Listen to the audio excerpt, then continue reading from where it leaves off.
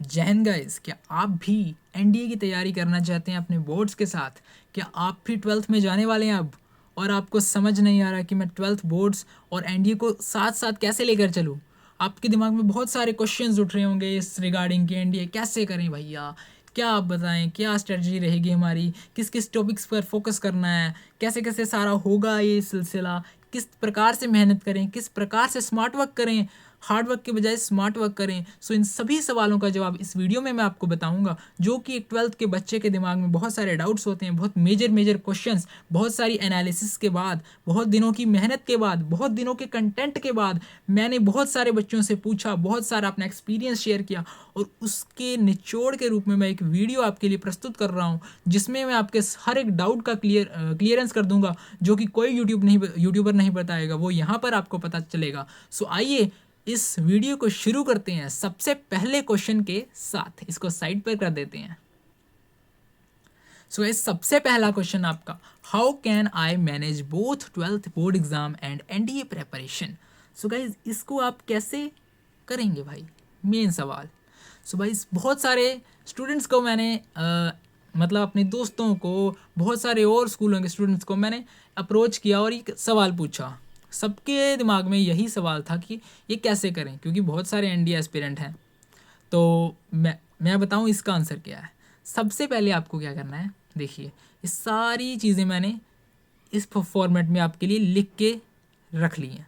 सबसे पहले आपको एक टाइम टेबल बनाना है। सबसे पहले टाइम टेबल ज़रूरी है, क्योंकि आप एक ऑफिसर बनने जा रहे हो, और ऑफिसर में और एक आम सोल्जर में बहुत बड़ा फ़र्क होता है। अगर आप अपना टाइम टेबल नहीं बना पा रहे तो आप गलत फील्ड में आ रहे हो, क्योंकि अब आप एक ऐसी चीज़ बनने जा रहे हो जो लोगों का सपना होता है। 4 लाख में से सिर्फ 400 जन ही ऑफिसर बन पाते हैं एनडीए में। तो आप उन 400 में से हो, तो आपको आप में कुछ तो खूबी होनी चाहिए ना।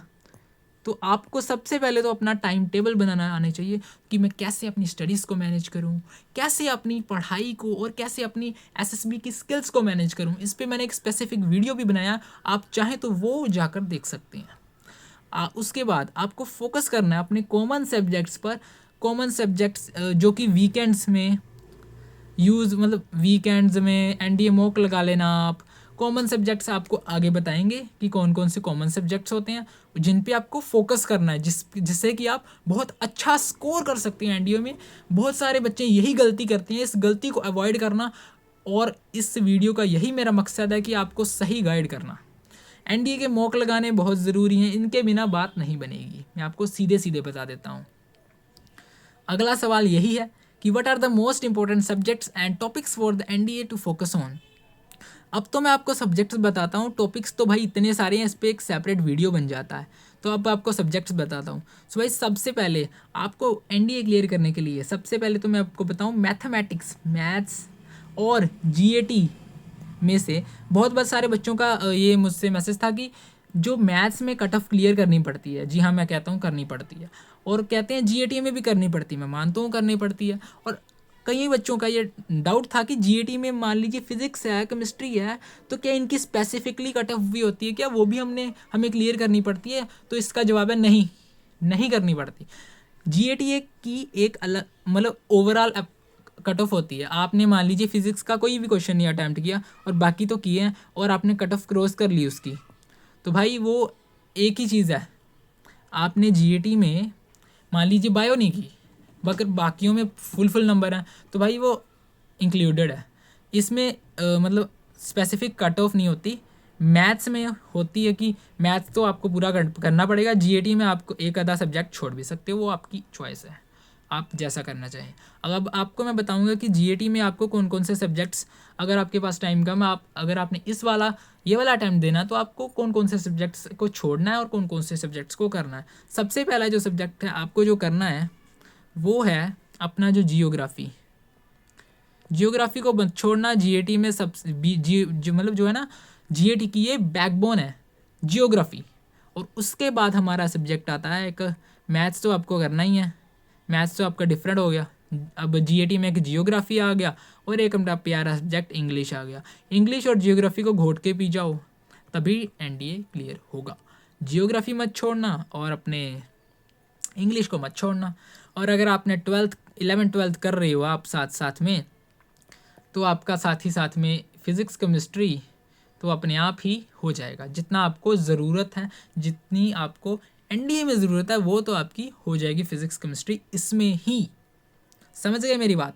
अब इसका आंसर देख लीजिए, वही maths, general ability test, GAT, science, history, political, current affair तो भाई रह गया। करंट अफेयर मोस्ट इंपॉर्टेंट है। मैं इसको मानता हूँ कि भाई ये फ्री के नंबर है।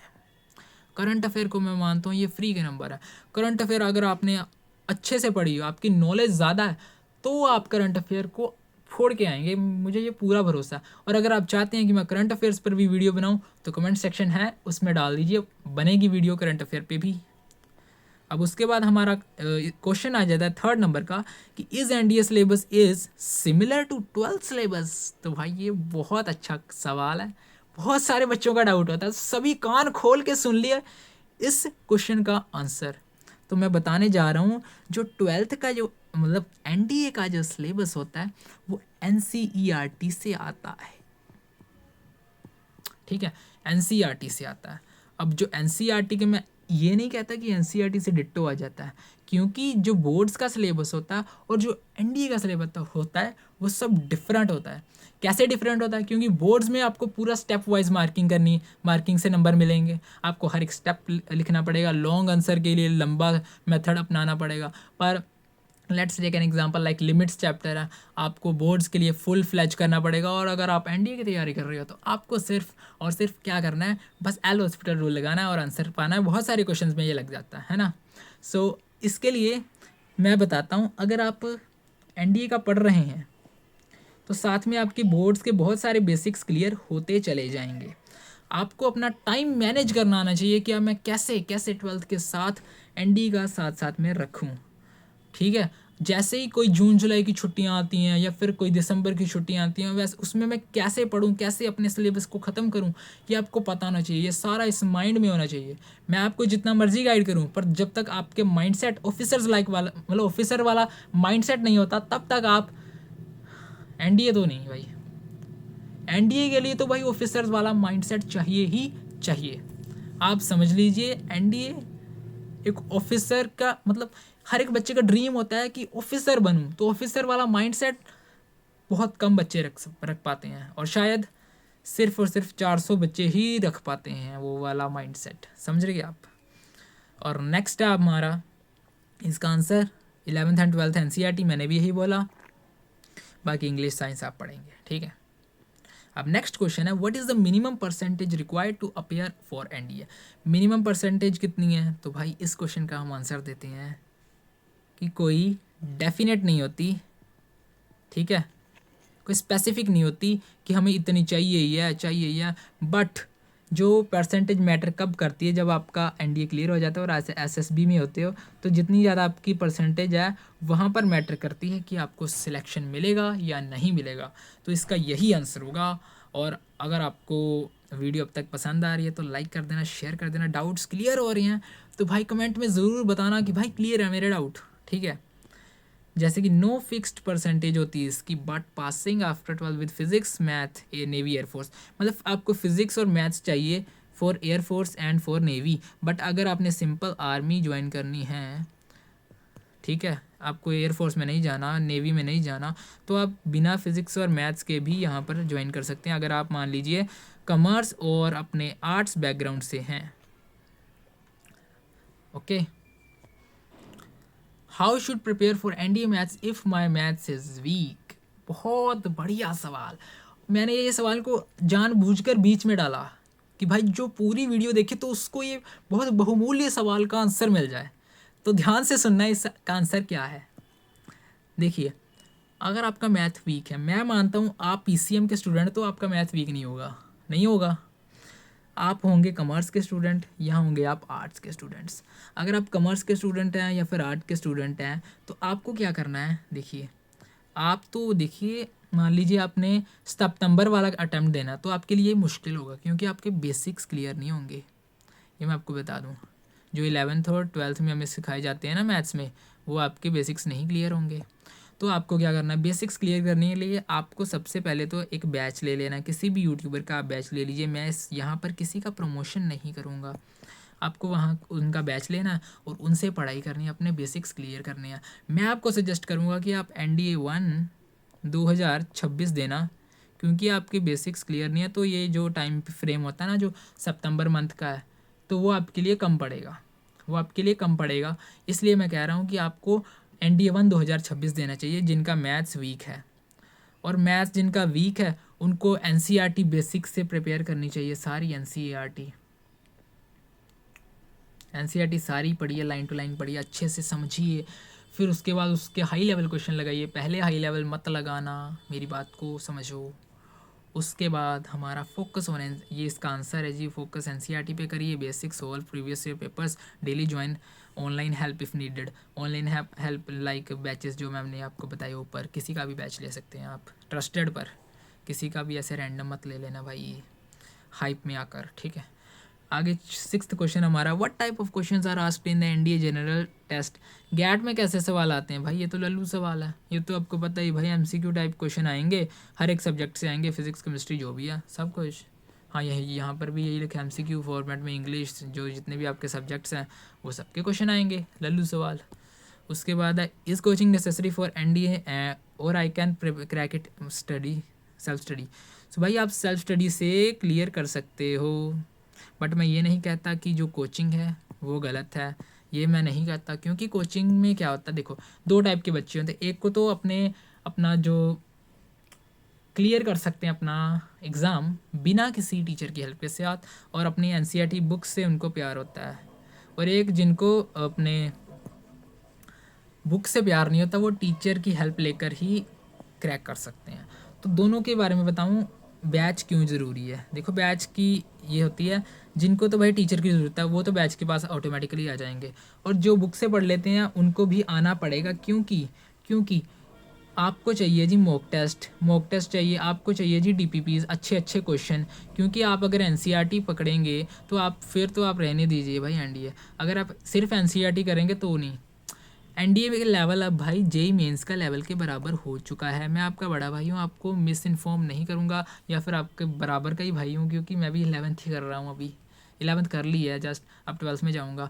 तो आपको JEE मेंस के लेवल के क्वेश्चन तो आराम से आने चाहिए, वही मैथ्स में, क्योंकि मैथ्स का लेवल बढ़ रहा है NDA का। तो आपको JEE मेंस के लेवल की पूरी तैयारी रखनी है, ये मेरी बात अपने मोटे दिमाग की हार्ड डिस्क में स्टोर कर लो, ठीक है। और जो DPPs के लिए तो आपको यहाँ पर फिर आना ही पड़ेगा। अगर आप फिर भी चाहते हैं हम बैच नहीं लेंगे, तो आपके भाई ने आपके लिए क्या किया है, हमारा एक टेलीग्राम चैनल है, वहाँ पर हम टॉप एजुकेटर फैकल्टीज़ का जो DPPs हैं वो बिल्कुल फ्री में देते हैं, और उस टेलीग्राम चैनल का लिंक हम डिस्क्रिप्शन में आपको ज़रूर से देंगे, सो डिस्क्रिप्शन चेक करना। और मैं एक और चीज़ बताऊँ, जो भाई बहन का कोई भी डाउट हो वो कमेंट सेक्शन में पूछ सकता है, मैं हर एक का आंसर करता हूँ, हर एक का आंसर करता हूँ, ठीक है। 1 दिन में करूँ, 2 दिन में करूँ, 2 दिन से ज़्यादा टाइम तो खैर नहीं लेता, 1-2 दिन में आंसर कर देता हूँ। अब coaching helps you basics if the weak and good books regular mock test work too. So आपको मैंने पीछे बता दिया, जो सारी राम कहानी वही यहाँ पर लिखी गई है, और खैर ज़्यादा ही बताया इससे तो वहाँ पर।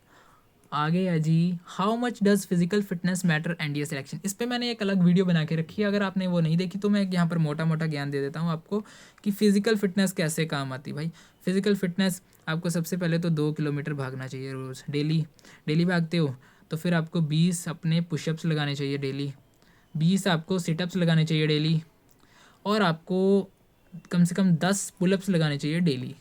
अगर आप ये इतना काम करते हो तो भाई आप फिज़िकली फ़िट हो NDA के लिए, इतनी बात समझ लेना।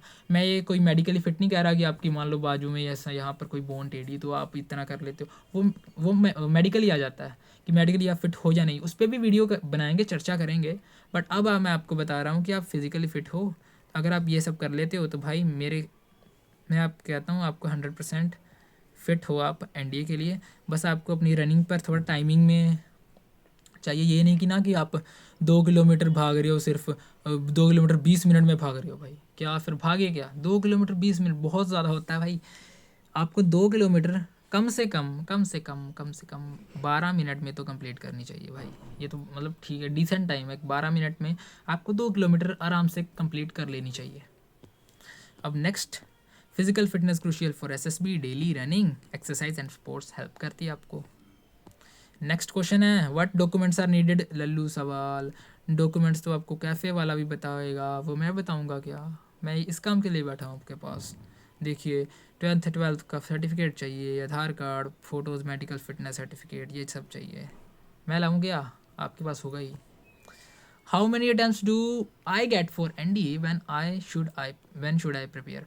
देखिए आप 16.5 से लेकर 19.5 तक अपना टेस्ट दे सकते हैं। आई होप कि आपको ये चीज़ें पता होंगी। इस पे मैंने वीडियो बनाई है एक, वो आप देख सकते हैं, चैनल को सब्सक्राइब कर ले सकते हैं। और उसके बाद इस टाइम पीरियड तक आप मतलब दे सकते हैं टेस्ट। सो ये आपने ये चीज़ें आराम से पढ़ लेना। 2 बार होता है भाई, साल में 2 बार। इसी के साथ हम वीडियो को एंड करते हैं और चैनल को कर लेना भाई आप सब्सक्राइब, वीडियो को कर देना लाइक, और मिलते हैं आपसे ऐसी और वीडियो में। तब तक के लिए आप सभी प्यारे भाइयों और बहनों को जय हिंद। पर एक चीज़ कह रही हैं, अगर आप चाहते हैं मैं अगली टॉपिक पर कि आपके मतलब मनपसंद टॉपिक पर आपकी वीडियो बनाऊं, तो भाई नीचे कमेंट सेक्शन में जाइए और लिख दीजिए कौन से टॉपिक पर आपको वीडियो चाहिए, तो उस टॉपिक पर आपको वीडियो मिल जाएगी। मैं बता रहा हूँ, पहले मैं 2 कमेंट्स में आपके ज़रूर ज़बान दे रहा हूँ आपको, पहले 2 कमेंट्स में आपकी पसंद की वीडियो बनाऊँगा, तो कमेंट करना ज़रूर करना। और किसी का आइडिया मान लो अच्छा लगा तो उस पर भी वीडियो बनाऊँगा, पक्का बनाऊँगा। मान लो पहले दूसरे पर तो बनाऊँगा ही बनाऊँगा, ये तो फिक्स्ड है। अगर तीसरा चौथा कोई और आइडिया होगा, मुझे वो अच्छा लगा, तो उस पर भी वीडियो बनाऊँगा। तो कमेंट ज़रूर किया करो, वीडियो को लाइक भी किया करो, सपोर्ट करो भाई को। और ऐसी और मज़ेदार वीडियो के लिए, इन्फॉर्मेटिव वीडियो के लिए सब्सक्राइब कर लो चैनल को। सो तब तक के लिए जय हिंद, जय भारत।